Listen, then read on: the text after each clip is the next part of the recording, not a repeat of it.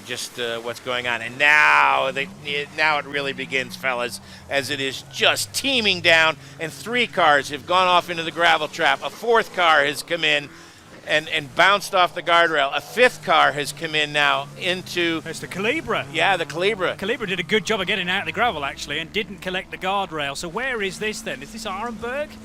Down at the right hand, just before the bridge? Yeah, it's the gravel trap in Arenberg. And that's the 201 car with suspension failure front left. That's one of the TCR cars, I think, and it was joined by the Golf. So it's that car that goes on first, and at unabated speed rips off the front left wheel, and it's followed there by the Subaru, which is one of the V cars. BMW off in the background, the 115. BMW also claimed as a victim, and actually it got away pretty well. There's the other TCR car, which is the Golf, car 204, and clanged the side of the Seat as it hauled itself out of the gravel. Calibra driver, though, full marks, managed to get the right-hand lock on, but there are more coming in, I'm afraid, and that's quite a big hit there for one of the Caymans. 2 more to join it as well. So the Armco at Arenberg getting a right old pummeling. Double waved yellows being frantically waved by the marshals, but it's actually really difficult to see those yellow flags because they're behind some Armco overlaps. So they're about 10 feet behind the main piece of Armco. You're just not looking there. You're seeing cars off in the gravel and thinking, am I heading that way? Yes, it looks so. And more cars going off. It was our TCR leader and our TCR second place that went off together. It is so wet that the cars are just hydroplaning off on driver's right. There's a big mud patch. If they get into that, it's an all skate. There is absolutely no traction on the racetrack. It is raining as hard as I've seen in a long, long time right there. Just absolutely teeming down. And all of a sudden, that decision by the HTP Mercedes looks pretty wise, doesn't it? It's on its way again, by the way, that Mercedes, the number 30 car. Dirk Baumann, remember, the one who came into the pits at the end of the lap that they're currently on. And as I was saying, that was the... perhaps may have been the clever call, because certainly at Arenberg we don't know quite how far it extends, but oh my heavens, the rain originally was reported. That's the 18 car. The 18 car has gone off in the same spot on driver's right. Where's the leader? The Haribo Mercedes number 88 in 3rd position has got through, tiptoeing through, as has the HTP Motorsport Mercedes in 4th position. Where did the leader go, though?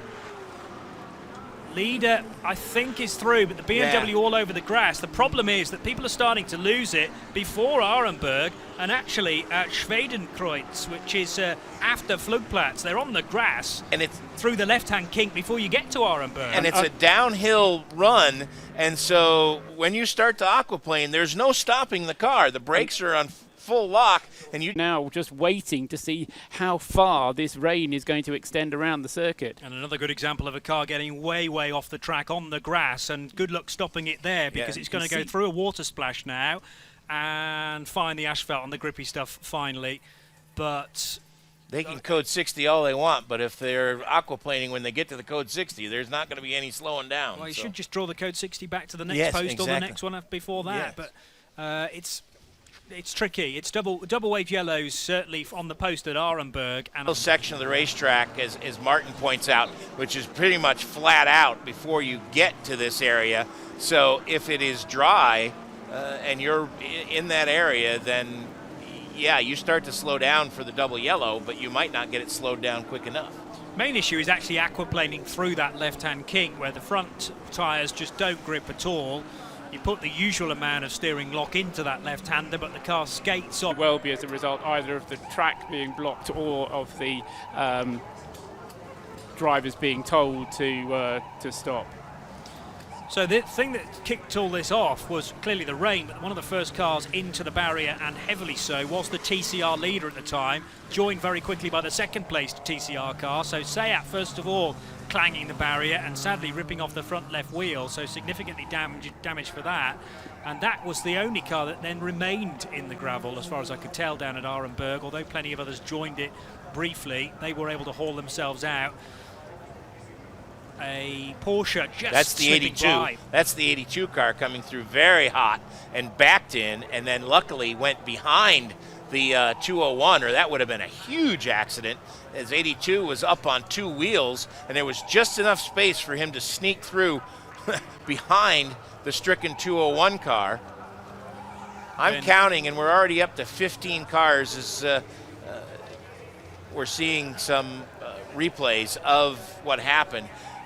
There have to be at least 25 cars that have gone off here in this incident, as I've lost count at this point.